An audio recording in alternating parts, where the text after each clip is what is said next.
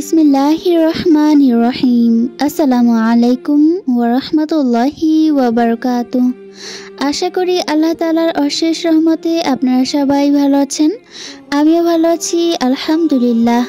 একজন সাহাবীর রাতে ঠিকমতো ঘুম হতো না। তিনি ঘুমানোর অনেক চেষ্টা করতেন, অনেক দোয়া পড়তেন, তবুও তার ঘুম আসতো না। তার নাম ছিল জাবিদ ইবনে সাবিত রাদিয়াল্লাহু তাআলা আনহু।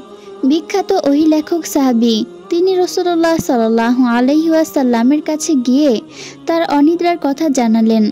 রাসূলুল্লাহ সাল্লাল্লাহু আলাইহি ওয়াসাল্লাম যায়েদ ইবনে সাবিতকে একটি দোয়া শিখিয়ে দিলেন, যার অর্থ, হে আল্লাহ, আকাশের তারাগুলো নিভে যাচ্ছে, কিন্তু আমার চোখ এখনো জাগ্রত, আর আপনি চিরঞ্জীবী ও চিরস্থায়ী।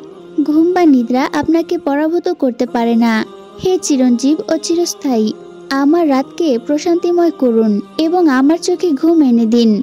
কি সুন্দর দোয়া! এই দোয়ার আমল করার পর যায়েদ ইবনে সাবিত রাদিয়াল্লাহু তাআলা আনহুর অনিদ্রার সমস্যা কেটে যায়। আরেক বিখ্যাত সাহাবী খালিদ ইবনে ওয়ালিদ রাদিয়াল্লাহু তাআলা আনহুও রাসূলুল্লাহ সাল্লাল্লাহু আলাইহি ওয়াসাল্লামের কাছে যান একই সমস্যা নিয়ে। রাসূলুল্লাহ সাল্লাল্লাহু আলাইহি ওয়াসাল্লাম তাকে একটি দোয়া শিখিয়ে দেন। জামে আত-তিরমিজি, হাদিস নং 3523।